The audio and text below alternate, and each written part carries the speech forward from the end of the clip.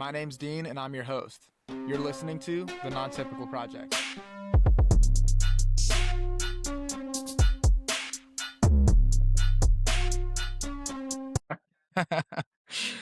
All right, guys, we are on episode 14 of The Non-Typical Project. Today we've got Kyle Douglas.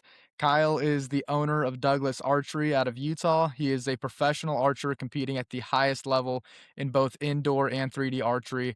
And of course, he is one heck of a bow hunter. Kyle, welcome onto The Non-Typical Project. I really appreciate you coming on today. Yeah, thanks for having me. Absolutely, man. I gotta tell you, we just spoke about it a minute ago before we hit record, but you're on an absolute tear so far this season. Every time I open Instagram, you're holding up another check. You're standing on the podium again. It's so cool to see. I believe you're on a 3 or 4 win streak right now. Yeah, the last 4 I think I've got. I got, Lancaster, ASA and Foley, USA Archery Internationals, and then NFA Internationals, so it's been a pretty good streak here for the last month or so. Absolutely, man. It's so cool to see because one of the things I'd mentioned earlier was you're kind of bouncing between indoor and 3D.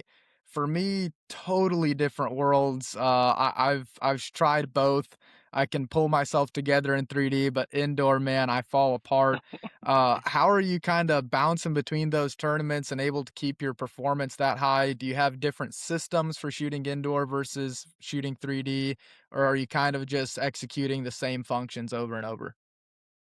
I mean, my bows are definitely set up similarly between indoors and 3D. I shoot 70 pounds for 3D and 60 for indoors, a little different arrow setup, but other than that, they're pretty similar, so it's not as bad to change, but going from a 70 to a 60 is it feels totally different and stuff, so it is hard to, like, flip-flop back and forth, so I just right now I've got both bows set up and rocking really good, so, um, I know it's not the bow if there's an issue going on, I know it's something that I've changed or something going on in my shooting, so, yeah, I just kinda try and keep both, practice with both of them a little bit here and there, and then mainly, heavily focus on the one that I'm gonna use that for the next tournament or whatever.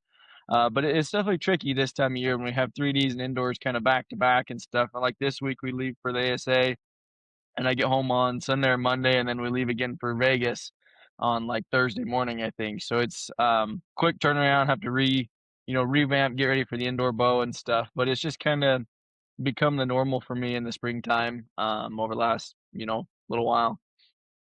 Man, that's awesome. And I gotta ask you when you're juggling all that stuff, what does your kind of routine for preparation look like going into every event, whether it's indoor or an ASA? Obviously you've got your shop, so you're kind of juggling a lot there. When are you finding that time for preparation? How are you structuring that? And does that look a little bit different for each one?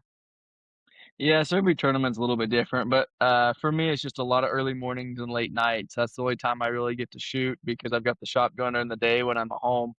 Obviously, when I'm going to tournaments, it's a different story, but, yeah, I just have to, get there early in the morning and work on my stuff, and if I don't have enough time in the morning, then I'll just stay late after the shop closes and work on it then, and it really depends on what I have going too. Like, if I'm building a new bow or trying to dial in a new setup, that takes a lot more time. So I'll spend hours and hours and hours working on a setup and really dialing things in. And then once I feel like I've got my setup dialed, I don't have to spend as much time tinkering and playing with stuff. I can really just work on my shooting and make sure I'm staying in good shooting shape and work on mental game and different things like that.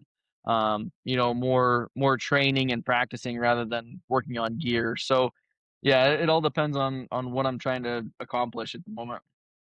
Sure. One of the things you mentioned there was mental game, and I've got to ask you, like, when you are performing at the level that you're at, and you're on a winning streak, and you're performing, at the top of the game, um, I've always had one thing referenced to me, which was learning how to win and learning how to perform once you're winning.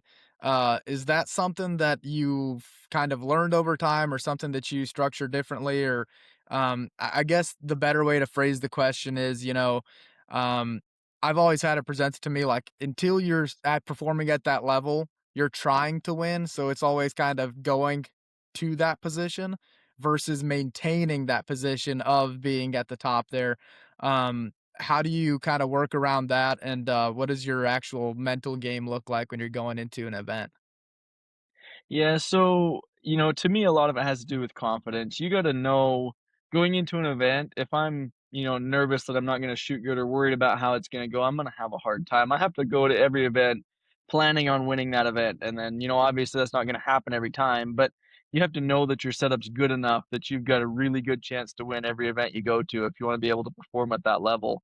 Um, so a lot of it can be confidence driven. Obviously, when you're winning a bunch, that's easier because it's easier to stay in that mindset and not kind of get down on yourself and stuff. But if you're kind of down in a hole and trying to dig yourself back out, you've got to grind it out and really, you latch on to all the little wins. All the little wins in your setup or in your shot process or whatever. You just kind of build upon all of those until you get yourself built back up to where you need to be. But I've always kind of been somebody that shoots a little bit better under pressure than I do in practice. I can shoot good practice scores, but there's just that extra element of, when it actually means something that just gives me that slight little edge. I don't know if you just try a little harder or if you're a little more focused or whatever it is, but um, yeah, I've always kinda had a little bit of that, which can definitely help, because if I have a bad day practicing or whatever, but I know I've got stuff set up good, it doesn't really phase me that much because I know, oh, when I get to a tournament, that's not gonna do that. I'm not gonna be in my head thinking about those things because 'cause I've practiced and trained so much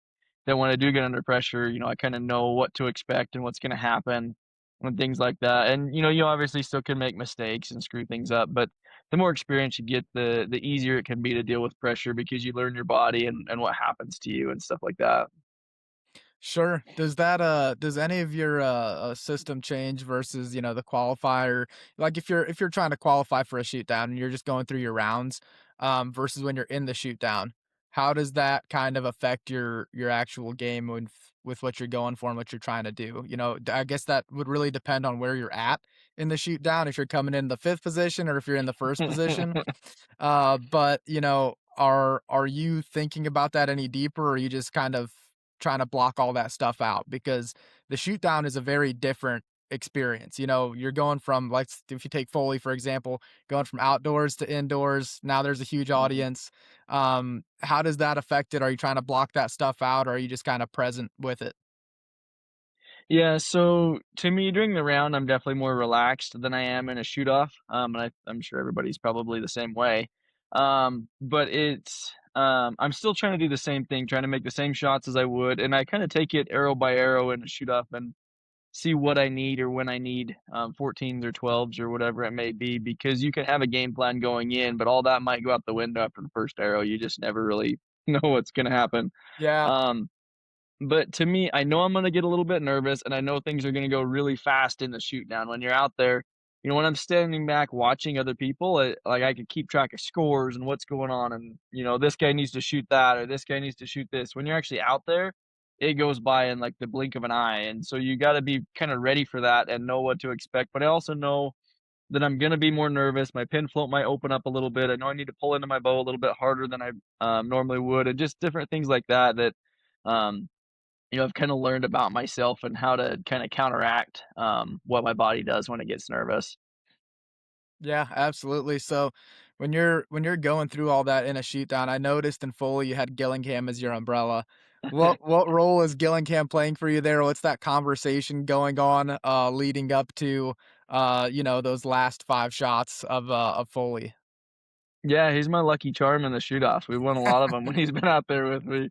But, it's just, more or less, it's nice to have somebody out there to add scores and stuff for you and tell you where you're at. If you're, say you're 4 points ahead or you're 6 points behind or whatever it is, just to kinda give you an idea of what you might need to do, because it can make a big difference if you happen to add up scores wrong and think you need something that you don't, or don't think you need to shoot a 14 when you really should have. That's the biggest thing to me.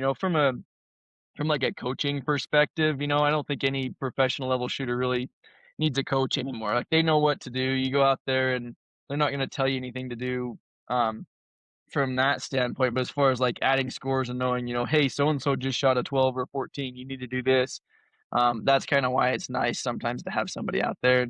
Sometimes we do have someone, sometimes we don't, just kinda depends on the shoot off and, whatever. So it's not that big a deal either way, but it is kinda nice to have somebody out there.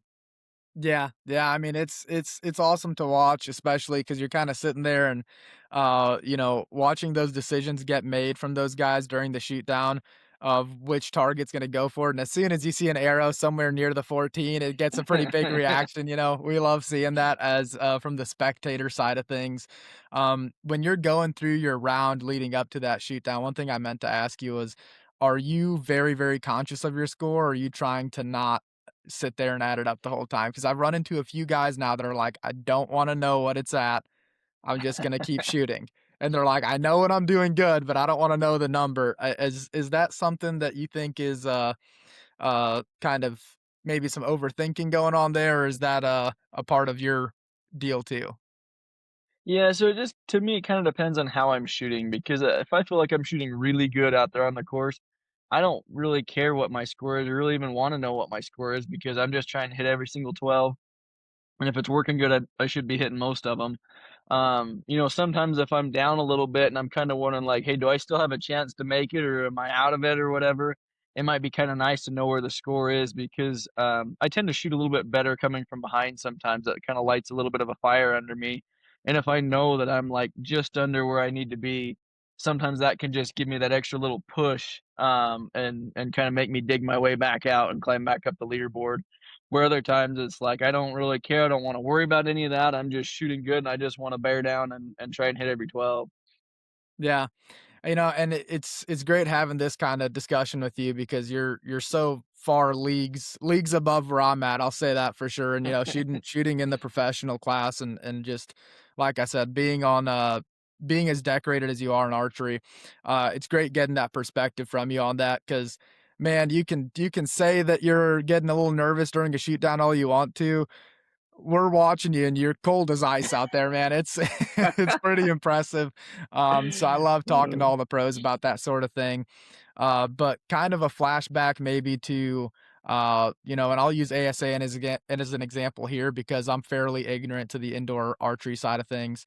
When did you start off shooting 3D and going to ASA events? And kind of how long would you say was that kind of growing period into getting into the professional class and getting to the point where you felt like you were very competitive? Yeah, so actually my first ASA I went to, I signed up as a pro, because I was shooting as a pro everywhere else for, all the NFA stuff and whatever. Yeah. I don't remember what year my first one would have been. I was probably 18 to 20, somewhere in that Wow. range. And I didn't go to all of them at the first, I might have been to 2 or 3 a year for the first handful of years or whatever. And I believe the first time I went to all of them, I think was the year I graduated college or the year after, because before that, I kinda had to pick and choose what ones I could go to with school and whatnot. Um, so yeah, that's kinda when I started, and then, obviously, there's a huge learning curve to ASAs. I grew up shooting our 3Ds at home are so much different. A lot of times we're shooting on a Reinhardt target, shooting in the center IBO, but they'll score it as a 12 instead of an 11. And it's more like an IBO setup where it's kind of like a course out on the mountain and you just kind of walk through the trail and shoot it. Where the ASA was so different. We're shooting different targets, only shooting out to 50 yards. It's just a whole, I don't know. There was a lot bigger learning curve than what I thought there was. I went out there thinking, oh, I could shoot a 3D target. That's not that big a deal. But there was more to it than what I thought there was, um, and I was pretty surprised at how good everybody shot, the first couple that I went to, and, I picked it up fairly quickly, I started doing okay, and then I think 2020 was the year that I won my first one, and then just kinda took off from there. So that was actually the first year my first pro tournament I won in 2020 was Vegas, but then that year I won a bunch of other stuff and I think 1 or 2 ASAs and then just kinda went on a little bit of a roll after that and, seem to have things figured out a little bit better ever since then. So you said something interesting there that I wanna pick your brain on. You said that the first professional level tournament that you'd or first professional win you had was in 2020? Mhm. And from there, we're in 2026. Dude, crazy, crazy what you've been able to accomplish in those few years. Was there Mhm. anything that you think, like, was a big change, pre-2020 to after 2020 that led to where you're at now? Yeah, I started punching the trigger. That was the first year that I decided to stop shooting a hinge and start punching and, that it worked. Oh, dude, that's hilarious. That's awesome. That's awesome. That goes so far against what most people are told to, do, but, it's something that works so well for Uh-huh. you, and you keep proving it time and time again. Um, so explain to me, right? Because I'm shooting a hinge. I have been for 3 years. I refuse to step away from it for the time being. I don't trust myself with punching. When you're trying to punch, are you just I see that as waiting for your pin to be right around where you want it to be and getting that arrow out the second it's there. Um, was that something that you just started doing and playing with, or were you already kind of having an idea where, like, I guess when you were figuring out like, "Hey, I can get pretty good at this," what were you tinkering with and what were you doing to figure that out and figure your system out? Yeah, so one day it all of a sudden just clicked. I had been shooting before that. I was shooting a hinge indoors and then a really heavy button outdoors that I was just shooting, as a surprise shot. And we shot a couple local tournaments that winter in like December or so. And I missed a point at each of them. And I was just so frustrated with myself because I was shooting at a level that I shouldn't be missing points, especially at local shoots. And I just had a couple dip bangs that got away from me. I was so frustrated. Obviously, traveling with Gillingham a lot, he's always in my head. And, I was like, "You know what? If I could just shoot it when the pin's in the middle, I'd never miss." And then I was like, "Well, maybe I should try that. I'm actually just gonna try it and see." And the first day that I tried it, it just all of a sudden clicked. It was like I could the very first time I ever tried it, it was like I could pick where in the X it was gonna hit. It wasn't if it was gonna hit an X or not, it was where in the X was it gonna hit. Um, Wow. and it just clicked, and I realized, "You know what? This is the way I need to shoot. This works for me." And I kinda looked at it back then. I was a little bit nervous and hesitant on whether it was gonna work or whether it would bite me in the butt later, and, but I just kinda dove in head first, and I was like, "You know what? This is the way I'm gonna shoot. I'm gonna do it this way, and if it doesn't work out, then, oh well, I can always go back to the way that I was doing before, but I'm shooting so much better." Um yeah, I just went all in on it, and, it worked, and I've been doing it ever since, and I my shot is essentially the same as it would be with a hinge or with a surprise button or something like that, where I'm still pulling through the shot, still aiming the same.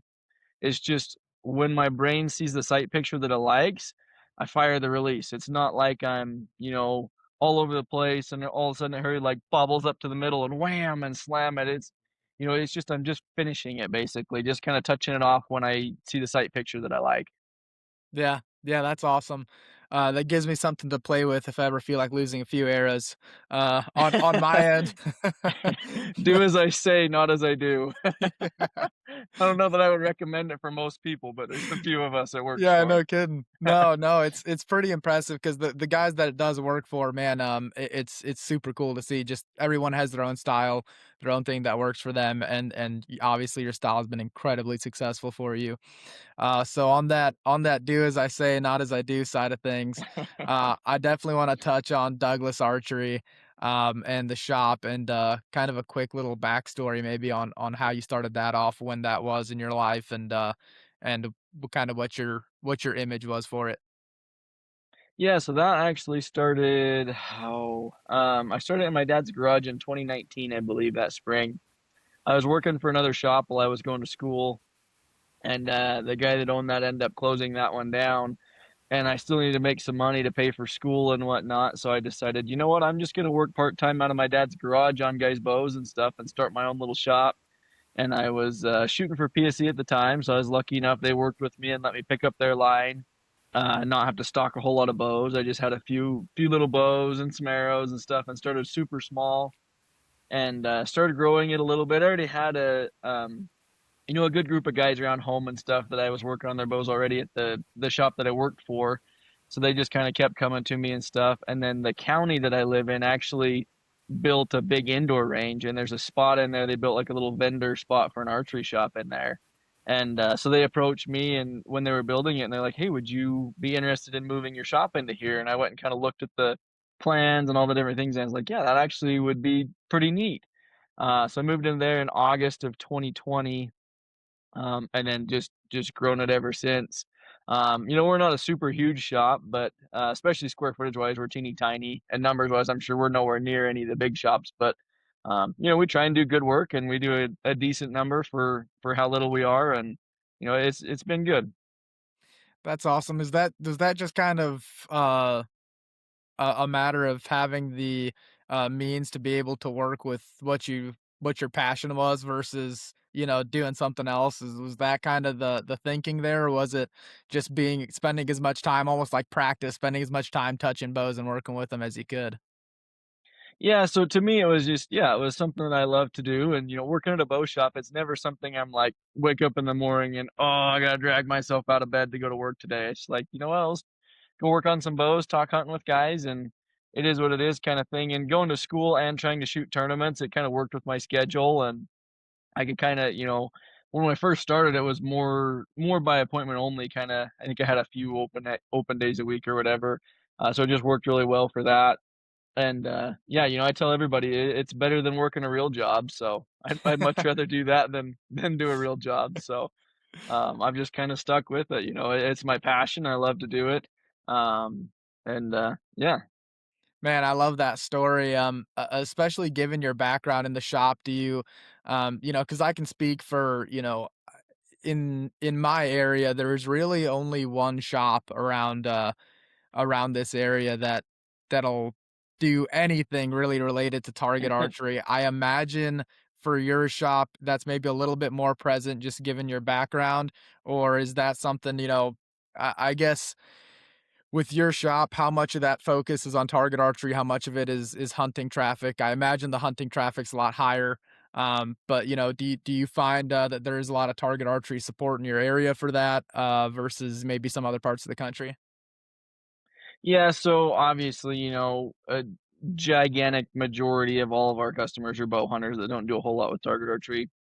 But I do a little bit more than what most shops probably would target-wise, just because I have a pretty good background in that. People trust me to work on their stuff and take advice from me. And, yeah, I tend to stock a little bit more. I don't have huge inventory of stuff, but I have enough target stuff that I can fully outfit, a bow if somebody wants to buy a target bow and set it up and stuff. We don't have to order everything in. I've already got most of it there, um, which works out pretty good. And there's a few other shops around that do, pretty good amount of target stuff and whatnot. Utah has a pretty good archery community in general, I would say. So we're pretty fortunate with where we live. There's a lot of local events and stuff, just about from most of the season for within about 3 or 4 hours of home, there's some sort of an event most weekends, maybe December through August. So it's a pretty good little community we've got going. There's some pretty good local shooters and stuff. And growing up, that helped a ton, having some really good guys to compete against and, trying to improve. And you're always trying to beat the guys that are ahead of you. You may go to a local shoot in Utah when I was growing up. There may be 6 guys in the shoot off at the end of the weekend in a Vegas style tournament or something, and a couple of them probably won Vegas before. So it was no joke trying to win a local tournament, so it's kinda neat. Yeah, that's awesome. It is very difficult, and it can be to find a local shop that does support it. So it's pretty awesome, especially obviously having you running the show there. That's a huge benefit to those people that are nearby. Because like I said, around here, really, if you're looking for a shop to support some of your target archery needs, most of your stuff's gonna be special order. It's not gonna be, necessarily right on hand there, and, we have a pretty decent scene as far as the shoots go, just, not a whole lot of inventory around the area for if you're looking for a new target bow, so, it's pretty cool that you're able to do that out there. So speaking of, about all the bow hunters coming in, you're in a freaking phenomenal portion of the country to love bow hunting. I'm extremely jealous. In the Midwest, we've got some big whitetails, but, we don't have the variety of game you have. When did bow hunting come up? Was that, pre or post target shooting for you in your life? And kind of how did that fall in line with your life? Yeah, so obviously bow hunting was the my first passion and reason I got into archery and stuff. And my dad bow hunted it when I was a kid and growing up. And so I'd always be out there shooting my bow with him and stuff. And he got me started really early and actually started taking me and one of our I think my brother was too young the first couple years, but one of our really good buddies we'd go to there's a kids league we'd go to on Wednesday nights, and it was more or less just a fun league to get kids hooked into archery, and we'd pop balloons and get candy and, all kinds of fun stuff just to Yeah. get us hooked. And then, as you got older, you kinda moved up into, like, the different levels of the league, and then they teach you how to score and shoot an indoor round and stuff like that, and then eventually, they talked us into going to a tournament one weekend and just kinda started going to more and more and more and got more and more into it. Um, but as soon as I was old enough, we in Utah, you can start hunting at 12, and so as soon as I was old enough to start bow hunting, I jumped right into that, and just took off with it, and I've absolutely loved it, ever since. That's, um, one of my very favorite things in the whole world to go do is go chase critters around with a bow, and I'm just totally ate up with it, I love it. Yeah, man. How, so when you're 12 and you're in Utah, I haven't hunted out of state yet. So I've been bow hunting in Missouri. I'm planning my first out of state trips for this upcoming season. Um, so when you're growing up in Utah, what are the first critters you're chasing after with the bow? Are you jumping straight into elk? Are you hunting, are you starting off a little bit smaller? Kind of what were those first few trips for you? Yeah, so for me, we started out with deer. We don't have whitetails; it's all just mule deer. Yeah. And my dad actually held me off on elk for a couple of years because it can be so physically demanding. He made me get a little bit older before he actually let me go elk hunting with him, which probably helped. I didn't.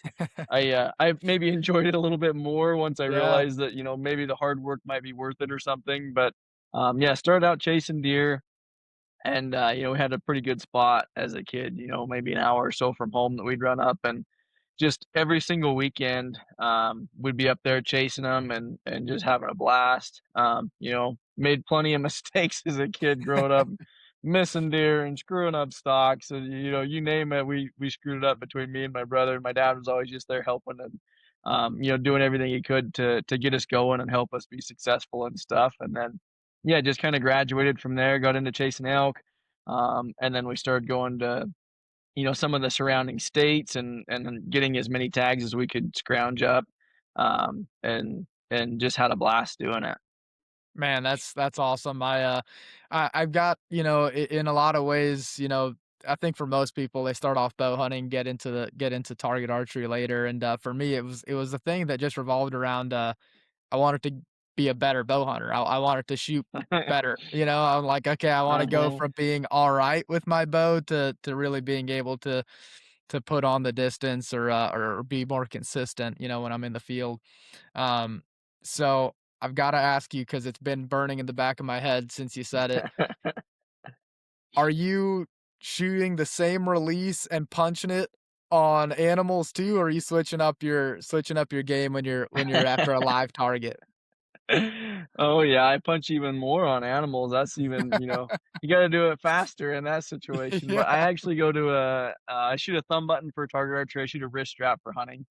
I just really like that setup I've got going. I shoot it's actually like the first good release I think I ever had is the old Carter Quickie, Oh, is yeah. what I hunt with. Yeah, and I shoot that really well. It's always dependable. And before going back to like when I was a kid and stuff, buck fever just ate my lunch. I mean, I can't tell Oh, you how yeah. many bucks I missed as a kid growing up and just would totally blank out and space it and forget to look through my peep sight and send one over their back and just like everything you could think of.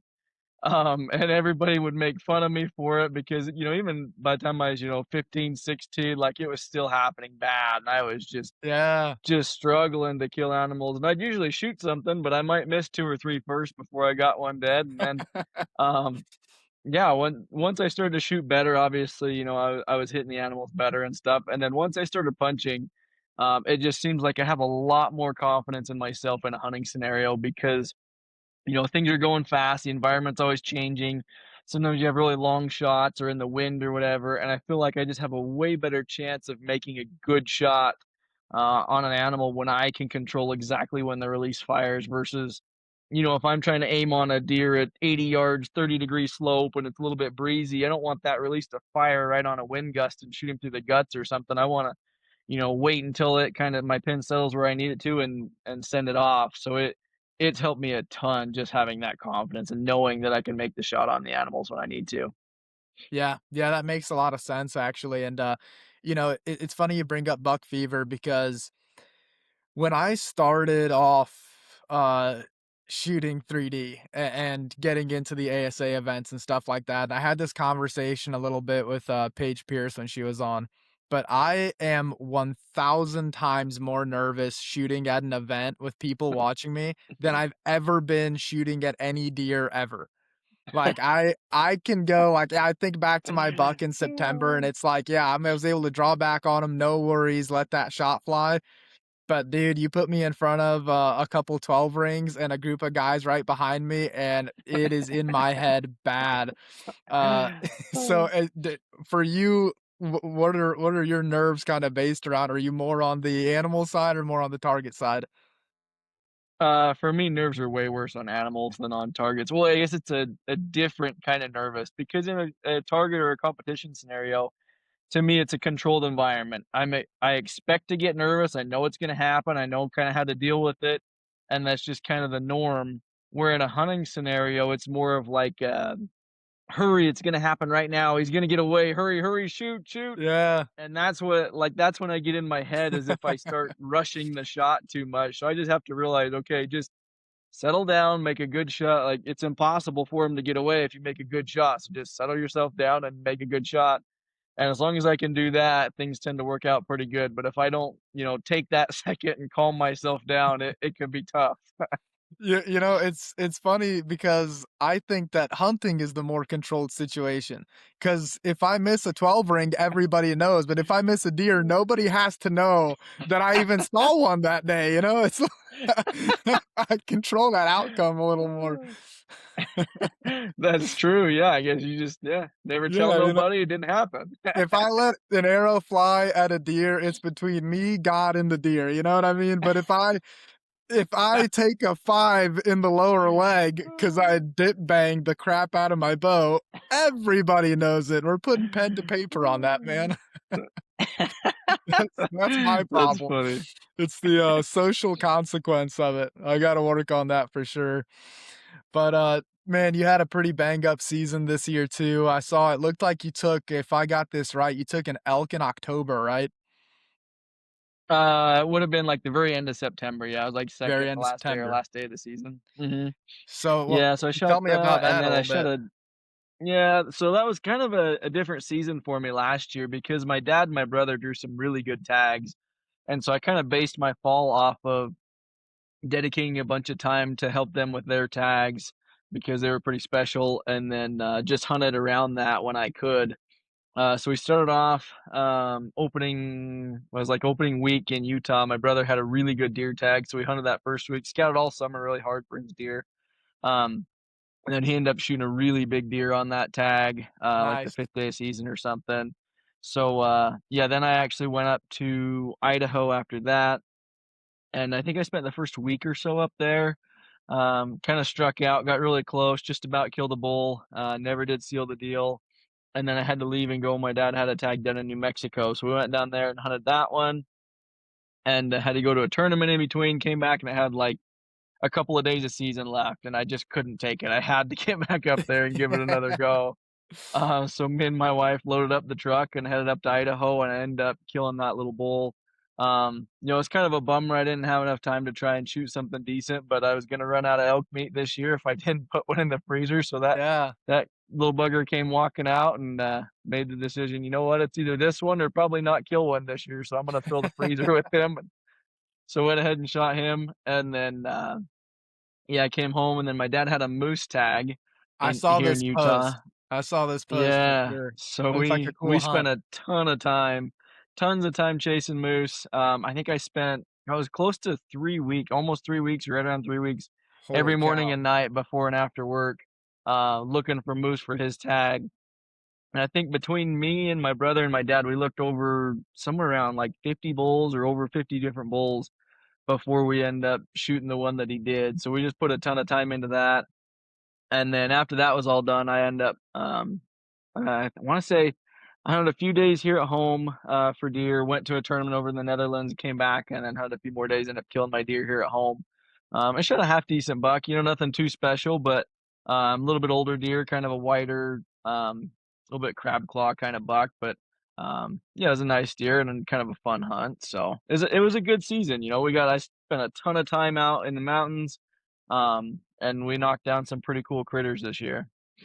Yeah, yeah, it definitely looked like it. That mule deer you took down, what was his story? Was that a buck that you'd seen before? Was that kind of a hunt of opportunity? Kinda how did that come about? Yeah, I think I'd found that buck. I'm pretty sure that it's the same one I found like a week or so before. I ended up shooting him, but it wasn't one that I had scouted out before the season or anything because I was hunting in the rut and things kind of change up a little bit and whatnot. And I didn't have any time to scout for any of my tags this year. Really, it was all that effort was put into my brother's deer tag that he had and trying to help him kill a deer down there. So when it came time to hunt on mine, it was just I just kind of winged it, and I went to one of my old spots that I've done pretty well in the past, and I know that spot pretty well, and turned up a pretty decent buck in there. So Yeah, well, that's so for me, obviously, the hunting mule deer is way different than hunting whitetail, and especially around the area that I'm in and the kinda country you're in. What did that stalk look like from spotting them to getting up on them? Kind of what does that look like on that buck? yeah, so that one was actually a tricky one, because I spotted that buck and it was a pretty open basin where he was at, and he had a few deer or a few does with him. He's still up pretty high. And, I don't know how, I must have been just a little bit on the skyline or something because I had them at they were maybe 3 or 400 yards away, and so I wasn't too worried about it. I was maybe moving around maybe a little more than I should have or something, I don't know. The only thing I can think of is it was steep enough that I might have been a little bit on the skyline because they picked me off and just took off barreling, and I couldn't figure out what in the world I had done because I was sat down, I thought I had some cover behind me, but evidently I did something wrong. So that he picked up his does and took off. And then they went over into another kinda like a few little draws over, and I lost sight of them. But I knew I had a pretty good idea where they were gonna be, so I came around the backside, and looked into it from a different angle, tried to pick them up over there, couldn't find him. So then I dropped clear around and off another ridge to look back into it from the bottom, and end up picking him up over there, and as soon as I got him picked up, he worked back across to where he came from in the first place. So I had to go clear back up and around the top, picked him up there, and then I think I put, like, 2 or 3 different stalks on that buck. I got clear down in on him, he was bedded by a bush, and I figured I could get about 60 yards or so away from there, so I got going down in, realized once I got going down in, I didn't have enough cover, so I backed out, went over a little bit farther, started coming in again, and then he got up and moved, and so then I had to back out again, and I was, like, belly crawling, well, I guess on my back, trying to, like, lay as flat as I could because I was kinda in the open. Once he moved, I was Yeah. kinda just stranded, and so every time he put his head down and feet or whatever, I just lift myself up a few inches and work my way back to my pack, and then eventually, um, he moved down farther, and so I was able to go clear back up and around the top of the basin, then drop in on him from the other side, and I had a good idea where he was at. There's kinda like a little band of cliffs, and I knew he was bedded up against the base of that, but they were moving around quite a bit and stuff, so I went over there and just worked my way down the edge of the cliff, just peeking, I'd belly crawl up to the edge and peek over and see if I could see him and then back off, and then I got down to the very last spot that I could look over, and I was figuring, "Where did he go? He must have left or something," but there was still some does around, and as soon as I peeked over there and as soon as I peeked over, he just instantly looked up and had me pegged. I was like, "Son Oh, of a boy. gun, man." And I was so careful, I just barely peeked over. Come to find out later on, I went down where he was at and looked back up, and the sun was just right behind me Oh, skyline, so he just no. caught that movement, and I didn't realize it at the time, but yeah, and it ended up working out pretty crazy because when I peeked over, he busted me, kinda ran, but he stopped behind a big tree, and I just froze, kinda ducked back and froze, and he couldn't see me because the tree was in the way, and none of the does knew what was going on, so eventually, after, 10 minutes or so, he kinda calmed back down a little bit and went to milling back around, came back and actually went to bed in the same exact bed, and right when he was, like, laying down, he looked away from me, started laying down, so I drew, and he caught me right when I drew. I don't know how he's had eyes in the back of his head, but he Yeah. caught me, took a few steps, and he was like, I don't remember, 34 yards or something, and I just knew he was dead. I settled my pin, made sure I made a good shot, and he ducked so hard, he was nowhere even close to that arrow when it got there, No and, shot. yeah, not even close, and, so he ran out, stopped behind that same tree again, and then I was thinking like, "Okay, where's he gonna come out? Where's he gonna come out?" And just sitting there waiting, and eventually a doe kinda went past him and walked up on this, little rocky point, and she stopped right there and then kept going. I was like, "Oh, there's a chance that buck might just follow right on her trail," and sure enough, he stopped right on that same rock, 82 yards, just pinwheeled him, and they took Wow. off running down, and yeah, it worked out pretty good, but, you know, I kinda got lucky. He's a little bit of a dumb deer, I guess, must not have seen a whole lot of hunting pressure. Where he's at, they don't get hunted near as much as a lot of places just because it's so hard to get to, um, but yeah, lucked out. I can't hit him at 30 something, but 80 yards, I got him covered 80 all day, yards, I yeah. guess. Back him up a little bit, back him up. How's Yeah. man, so all in all, story told, how much distance and ground did you put down just chasing them back and forth like that? Oh, I don't know. I didn't keep track of any of that. It had to been from, like, the where I spotted him to the other side where I picked him up again was probably mile, mile and a half or so, and then went back and forth a few times. It was probably a good, I don't know, 3 or 4 miles just chasing him around back and forth and stuff until I finally got him killed. I would have And been then he ended panting up too clear down in much. the bottom too. Yeah, I come in from the top, and where he died was clear down in the bottom. I wanna say it was like, I don't even remember, 1,000 feet vertical and like point 0.6 or 7 miles or something like that. I mean, it pretty Oh steep my and nasty getting gosh. him back up out of there. But luckily, I didn't have too far to go. It was maybe, I don't even remember how far of a pack out it was, 3 miles maybe or so, so nothing too crazy. Um, but it was, pretty steep.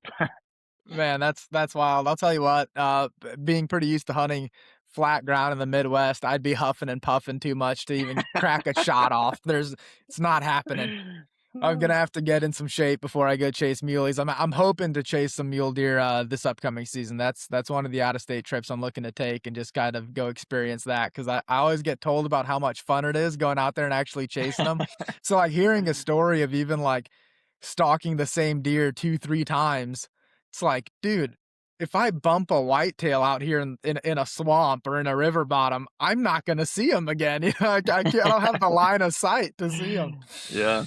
Yeah, So and I that actually got lucky because, you know, I didn't the first 2 or 3 times I stalked him, he never even knew I was there. I just backed out because I knew it wasn't gonna work. But then the last time when I shot at him and he ducked me, that was pretty crazy he stayed there, you know, and I'm not a whitetail hunter, but from what I understand, yeah, the mule deer are a little bit more curious, I guess, than whitetail, but, our deer around here get so much pressure, they turn nocturnal and stuff. A lot of times, if you bump a deer, you might not see him the rest of the season. It could be just game over after that, and other times you might bump one and a half hour later have another chance, or the next day you have another chance. You just never know, but I try and be super selective on what stocks I take and what way I approach things, and if it's not gonna work out, I typically don't push it because there's no sense bumping a deer when it's not a high percentage stock because you may never see that buck again, especially if it's a big deer. If it's one that I don't care as much about, maybe I'll be a little bit more aggressive, but on big deer, I try not to be, super risky on my stocks. yeah. Yeah, how do you approach those situations out? Because I feel like every time I hear a story of guys chasing mule deer, the story at some point or another, they're at full draw and they're like, "And the wind was howling," 40 miles an hour, and I feel like I hear that so much. How are you approaching that when you're, like, game time trying to take a shot, you've got those crazy winds like that out there? Yeah, so it just depends, like, if I know I have a ton of wind, I'm not going to plan a stock that's gonna give me a 60 or 80-yard shot. I'm gonna try and plan a stock that's gonna give me, like, a 30-yard shot or something because, you know, I'm a lot more confident in super high winds. The closer you can get, the better off you're gonna be. If it's perfectly calm situations, I try not to get up to about 30 yards. I wanna be like 40, 50, 60 yards or something like that because I know I'm pretty confident in my shooting ability, and I know that, my percentage seems to go up on the 40 to 60 rather than the 40 and under because they don't seem to duck as bad, they don't seem to pick you off as easily and things like that, but when you have a bunch of wind or something crazy like that, you just gotta get really close, and there's times, you know, if a buck is bedded in a certain spot and I know I have a situation like that, I may not even put a stalk on him. I may just sit there and watch him and hope that he gets up and rebeds somewhere that's more stalkable because there's no sense going in there and flinging one at him and wounding him or blowing him out or whatever it may be. So, yeah, like I said, I try and be pretty selective on what stocks I take, and I'm obviously there's probably a lot of guys better than me at deer hunting and know what they're doing more, but I've done it enough now that I kind of have a pretty good idea on if a stock's going to work or not before I even go. It's not like I'm just willy-nilly, "Oh, hope this works," and sometimes you do. There's some "Well, this maybe it'll work, maybe it won't," That's but, me every time I go in uh the woods, man. yeah, like, depending on where the deer beds, if he beds in a good location, I can pretty much take one look at that, and as long as he stays there long enough that I can get there, I know I'm gonna be, probably able to get a shot at that deer if he's in the right location where he beds. So, you get enough experience under your belt, you just kinda start to have a feeling for what stocks are gonna be a little bit more high percentage for you and your hunting style, and then you try and, make plays when they're bedded in those type of spots rather than when they're somewhere else. Sure, sure, that makes sense, and it sounds like that wind might actually aid you quite a bit in being able to get a lot closer to them, probably from all the noise and everything else. They might not be, as aware of the situation that they're in and the stock you're putting on them. So that's pretty interesting to hear Mhm, about. Like I said, I love hearing about that sort of thing just because that's a totally new thing to me, and kinda the idea of getting into that is like, "Ooh, that's a new rabbit hole to jump down," you know? It's just another part of hunting to get into. Um mhm. so that, just kinda rewind back to that elk you took too, so that's an elk, and were you in Utah for that as well? No, that was an Idaho bull this year. Idaho Bowl, okay. So you're Mhm. going out there, that's right, you mentioned you were out there for a while and didn't work out at first. How many encounters are you typically having, throughout that time with bulls that just aren't working out versus, was it just a case of not being in them, or what was going on there? It depends year to year and what kinda spot I'm in and how many elk there are and stuff, but I feel like for whatever reason, I struggle to kill elk, man. I just gotta put in the time and just I just gotta grind it out until eventually the situation works out. I feel like I'm way better at or way more confident at least in killing deer. To me, it's not nearly as hard as trying to kill elk, and other people will tell you the opposite, but um, to me, if I'm in a good elk area, I should be within bow range of a bull every day. Hopefully, that's kind of like the goal is to have an encounter every day. And a lot of times it doesn't work. A lot of times you'll be within bow range and just not have a shot opportunity. Depending on what kind of terrain you're in, and if the brush is too thick, or if he's moving and won't stop, or whatever it might be. Elk hunting is so much more like fluid and dynamic. It's not going to be like, oh, bed him here, put a stalk around the top, wait for him to get up and shoot him. It's things are moving, they're rutting and running all over the place, and it can be pretty hard to line them up. And just the nose on an elk is insane. I mean, you might fool their eyes and ears a little bit, but if you try and fool their nose, it's never going to work. So you got to be super cautious of the wind. um, and yeah, I'm not a very good elk caller. I'm just more like a spot and stalk, shadow the herd kind of guy. And eventually, if you put the time in and you put yourself in the situation enough times, eventually it seems like one of them lines up for you. Yeah. But I seem to do better in a little bit more open country than real thick timber stuff where I might can glass one up and go get at least kind of close and then kind of let the situation develop from there. But like this last year, I got kind of lucky actually. I got a hot tip from a buddy about a couple bulls that he was seeing kind of coming out on one ridge. And so that morning I got up in there and sure enough, they were bugling just off the backside. Chased them all morning and I was just one step behind all morning. I never could get in front of them or catch up with the way the wind was going. And bedded them down for the day, and then kinda backed off away so that the wind wouldn't be getting in there to them, and then I kinda figured that they might kinda come back out, not the same way they came in, but kinda that same direction. um, and sure enough, I set up, they started bugling just a little bit, I kinda got set up, um, and they came out just perfectly. I mean, I was set up in a little patch of aspens. Cows came walking out, bull came out right behind him, like 78 yards or something like that, smacked him, he went like 50 yards and tipped over dead. So, like, just one of those deals, I was in the right spot at the right time, the elk walked out, and, done deal. But, up until then, there'd been so many close calls. I had 2 or 3 different bulls the first week of the season when I was up there, that I just about got shots on, but it just didn't quite work out. I think I even got drawn back and started aiming at one, and right as my pin was settling on him, he stepped behind a bush or something, Oh. and Yeah, pretty nice bull, but, yeah, sometimes you just gotta get a little bit lucky. Yeah, what'd that pack out look like? Was he pretty deep back there, or was it a easy one, or No, that was pretty easy. He was only maybe 3 miles or so, nice? and I had to go home that night anyways, so I hung him in a tree, went home, called my brother. I'm like, "Hey, you wanna go for a horse ride tomorrow?" And he's like, "Sure." And so we took the ponies up and rode right to him, load him on, rode out, and went home, so it Oh, worked out that's pretty too slick. cool. That's awesome, man. Yeah. For sure. What's your, so I gotta ask you, going from mule deer to elk, are you changing your setup at all? Are you changing your arrows up at all? Anything like that? And what does your typical hunting setup look like? Kinda your run of the mill, what's your go-to? Yeah, so for me, from turkeys to elk, it's the exact same setup. I don't change anything, and it's mostly set up around accuracy. I wanna shoot the absolute most accurate hunting setup I possibly can, and everything else comes kinda secondary to that. So when I'm building a bow, typically I'm gonna run a little bit bigger bow. Like right now I'm shooting the Matthews Arc 34. If they had a 35, I'd shoot a 35. I just like that little bit bigger bow, a little bit more forgiving, a little bit more accurate for me, especially on longer shots. And then arrow build and that I kind of base around speed.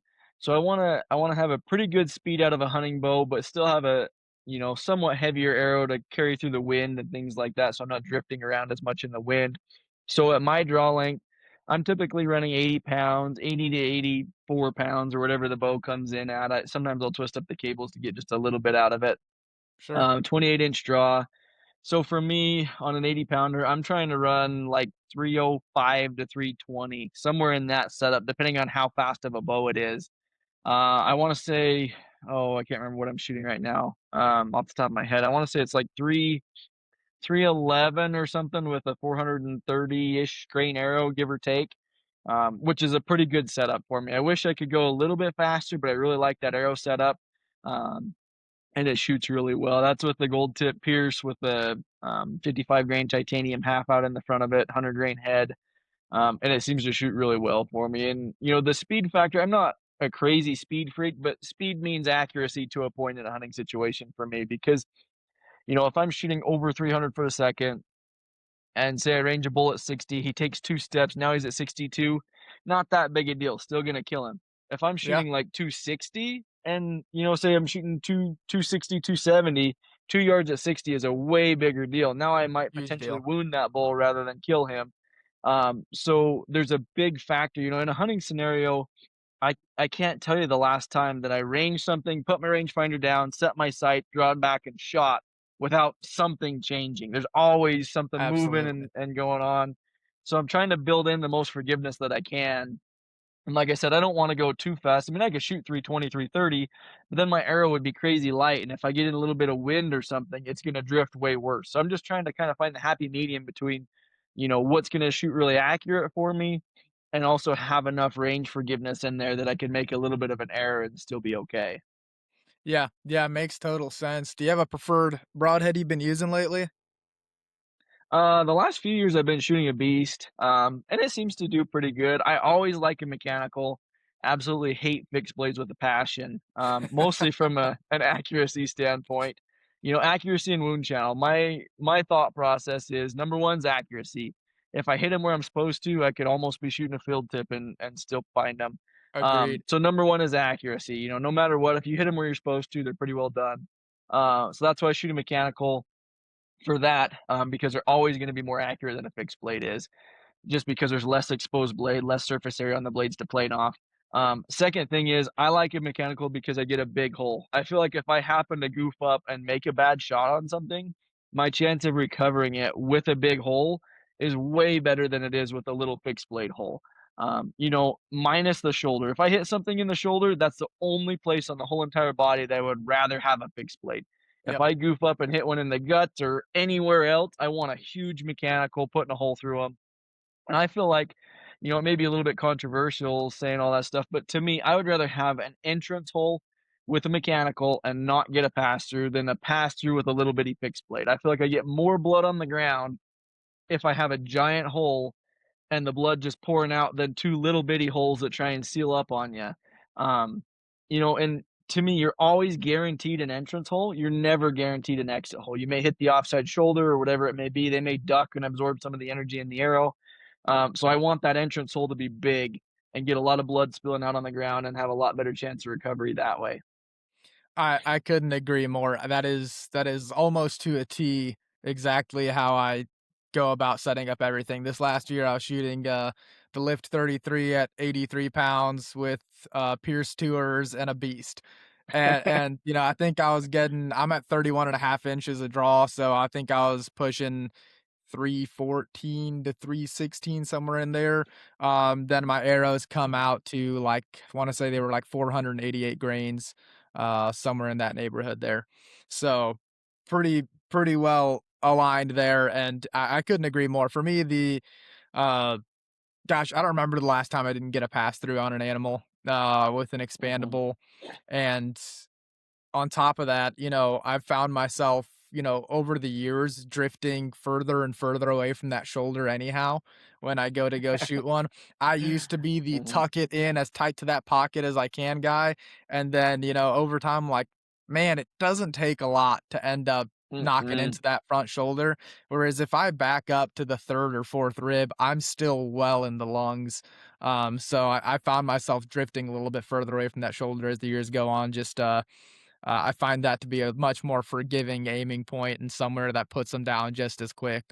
Rarely, if you hit them in that third or fourth rib, are you gonna get to see them leave your sight. They're gonna go down. So couldn't agree Mhm. more with that thinking there.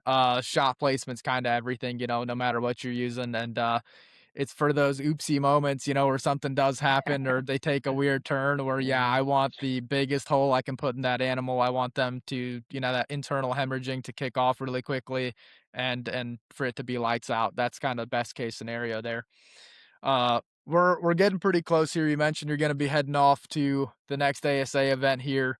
Going into that, how are you feeling, approaching this one? You're obviously riding this really good streak. Do you have any Mhm. plans or anything that you've been focusing on or trying to work on going into this next shoot here this season? Not really, no, I've got a really good setup going with my ASA bow, the bow shoots really good. I made a slight tweak on, like, my back bar angle just a little bit. Last tournament, it held okay, but just not quite the way I'm wanting it to. So I bumped my back bar down just a smidge, and it seems like my groups got a little bit tighter, my pin float came together a little bit better.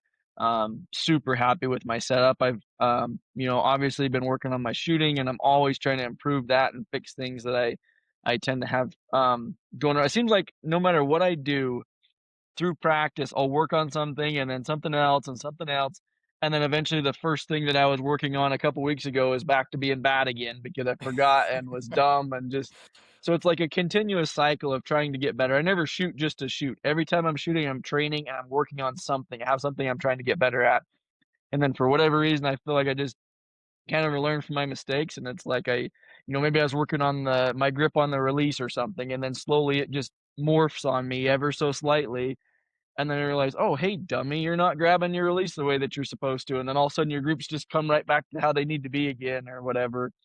So yeah, there's always something to be working on and always trying to improve mental game, but, yeah, I feel like my setup's rocking and rolling really good, haven't changed hardly anything since Foley, and I'm kind of the kinda guy that if it ain't broke, I don't fix it, I'm not gonna mess with something that's working, so Which is so weird because you're buddies with Gillingham, you know what I mean? Like, I figured I figure you're like, "You sure you don't wanna mess with it?" I definitely I know a lot of guys that probably spend more time tinkering than they do shooting. It's always fun to watch what they're coming up with next, but, Uh-huh. I love what you said there about, every time you go to shoot, it's with a purpose or with the intent Mhm, of working on something, and I think that's a trap I fall into a lot. Particularly, maybe a little bit more conscious of it during the target season, but going into deer season, I'll kinda hit a groove and hit a stride, and I'm like, "Well, I know I'm gonna shoot my bow every day leading up to season, so I'm just gonna go throw arrows down." And, it's something that, is definitely important to keep in mind is kinda having something to focus on or give yourself something to chase. Coming from your background or your experience, uh for those guys that are working on things or trying to mess with stuff or tinker with it, um, how was your checklist go down? Like, let's say you're not shooting how you wanna be, and, you know, whether it be an inconsistency in your form, let's say, what's your checklist you'd go down as, like, do you have anything that you say to yourself? I know some guys have, like, a routine of, like, "Alright, shoulder width apart, kinda turn myself," and they kinda talk themselves through the shot process. What does your checklist generally look like when you're trying to kinda iron everything out? Yeah, so it just kinda depends on what's going wrong. When I'm not shooting good or when a bow's not shooting good, I try and separate the 2. You know, everybody either always blames their equipment or always blames themselves. You've gotta figure out which one it is first. And I tend to be a guy that blames me way more than the equipment usually. Um, but I gotta, figure out which one it is. If it's me that's having issues and the bow's shooting good, then I just kinda try and narrow it down. When I miss, why did I miss and what's causing that? I'm trying to, no matter how good I'm shooting, it can always be better. And my brain just cannot settle with being shooting okay or shooting good. Like I'm always trying to get better no matter how good I'm shooting. And so, yeah, it's always trying to minimize mistakes. So every time I miss, my brain is kinda trying to figure out, "Okay, why did that go there? What happened? What caused that?" And sometimes I can think it through and kinda realize, "Can I keep getting this left miss," and then I can figure it out from there. Other times, I don't know why I'm missing. There may be something dumb that I'm doing, and I'm just not realizing it, and so I'll start trying a little bit different things.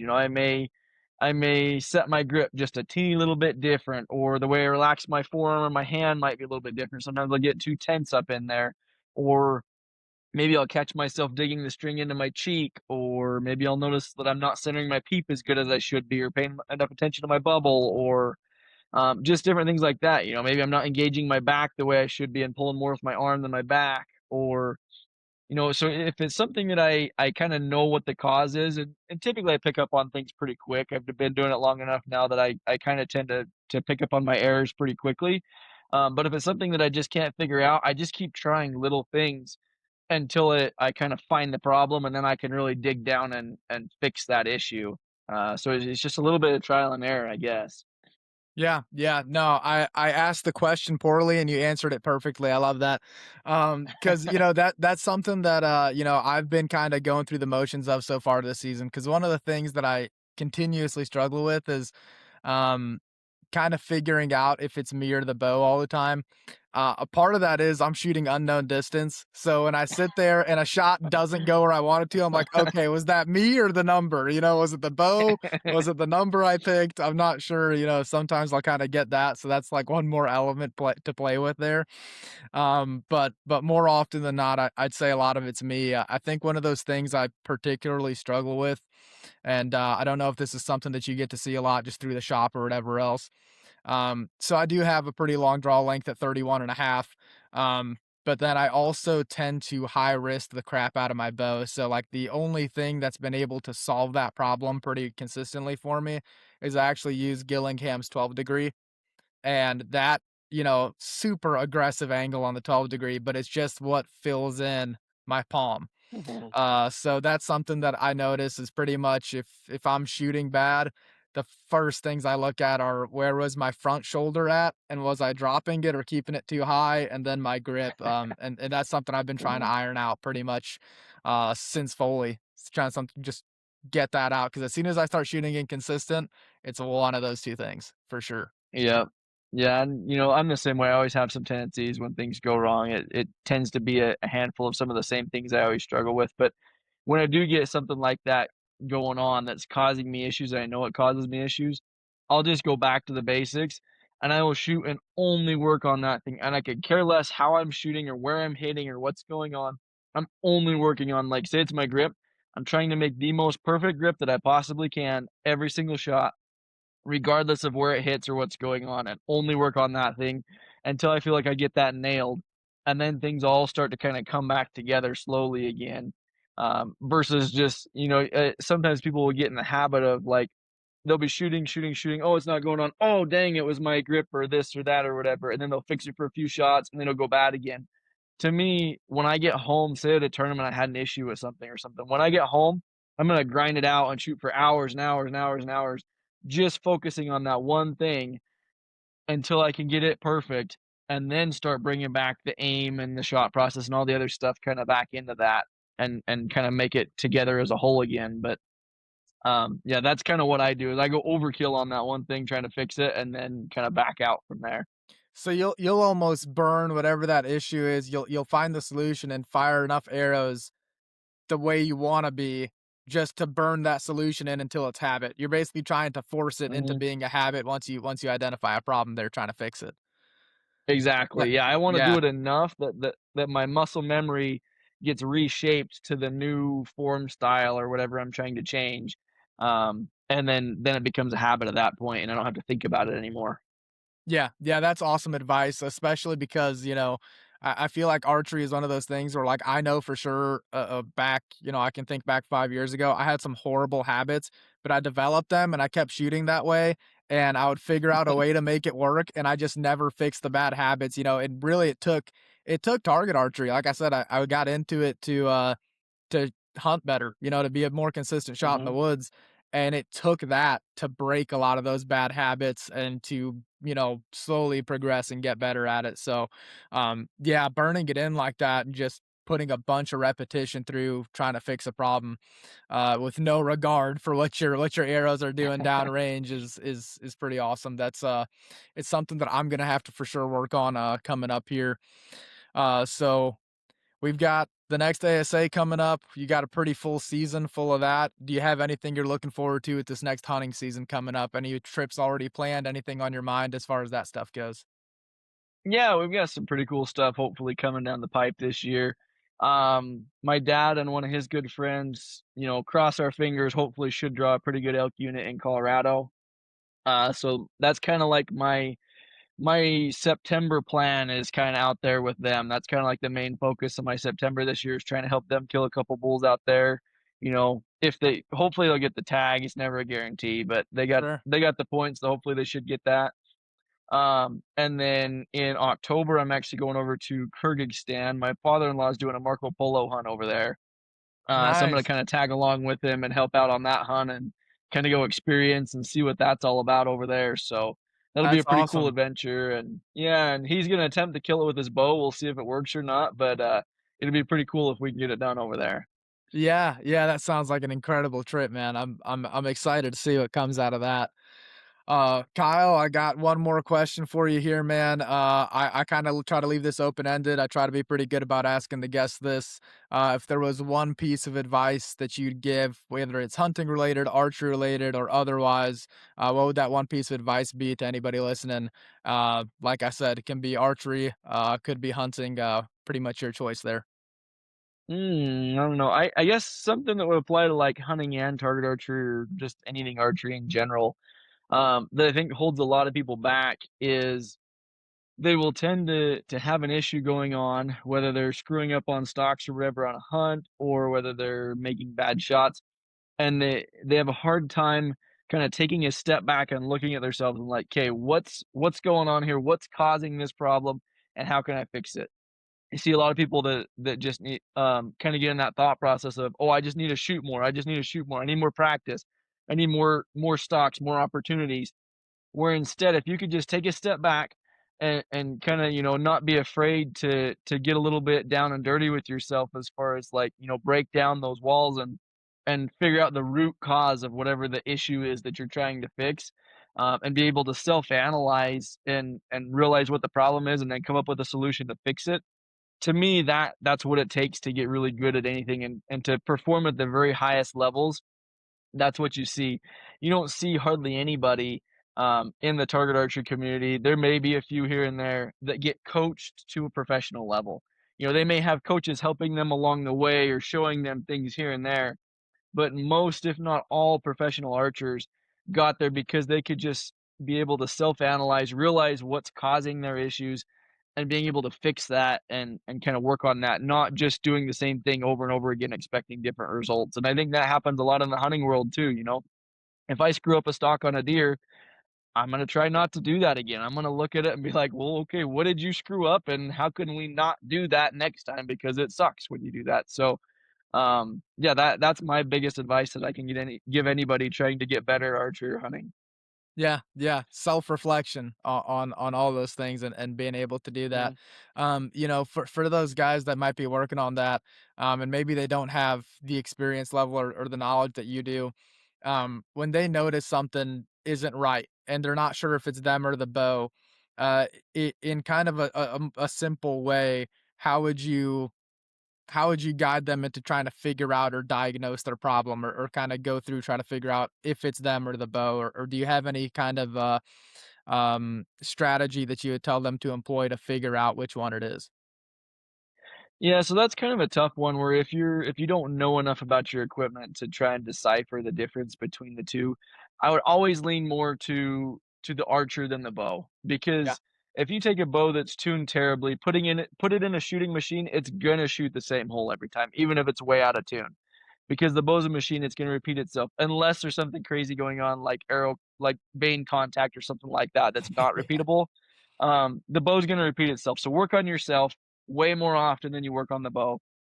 And if you don't know what you're doing with the bow, try and find somebody that does to help you, whether that's a local shop, whether that's a coach, whether that's your friend, whoever it is that knows more than what you do, run things past them, have them try and help you and make sure that the bow is lined out so it's not causing you more issues than what you need. But I see a lot of people fall into the trap of constantly trying to fix the bow and always blaming the bow and chase that rabbit hole versus just learning to shoot a little bit better because I could take a bow that's way out of whack and still shoot decent with it. I'm not going to be able to perform at my highest by any means with a bow that's way out of whack, but I can still shoot okay. Whereas if you take a bow that's tuned absolutely perfectly, everything is so good about the setup, but you take a guy that doesn't practice enough or doesn't know his own shot enough, he's not gonna be able to do anything with that bow even if it is set up perfectly. So I would always err more on the side of the shooter than the bow. But if you don't know something, try and find somebody that does. And there's getting to be a lot more information out there, whether it's Oh online yeah. and on YouTube or things like that. You know, and there's a lot of good shops and good coaches around the country too. There may be areas or places that it's hard to find good help. And if it is, you know, there's tons of information online. If you got somebody local to you that knows what they're doing and has good knowledge and is willing to share that, you know, that resource is invaluable for trying to shave time off the learning curve and being able to get better a lot faster. Yeah. Yeah, absolutely. Love the way you answered that, man. It's so important and it's something that you know, I've had to learn myself over the years. I actually like in college, I decided to take a part-time job at a local archery shop just to learn how to do everything to my own bow, you know, where I can, you know, Mhm. even from just learning to change the strings, learning to tie my own peep in, learning to do all those, you know, basic functions and then tuning and getting into everything else. Basically taking up that little part-time job in college helped me be competent enough to work on my own bow and try to diagnose those problems. So there's a lot of different ways to do it. There's a lot of good tools online and you know, there's always where there's a will, there's a way, you know. So if you wanna get there, you can get there. Uh-huh. Well, Kyle, I gotta say, man, thank you again so much for coming on. This has been an absolute pleasure talking to you. I'm excited to see the rest of the season from you. It's been incredible to watch already, and always excited to see what the hunting season has to bring.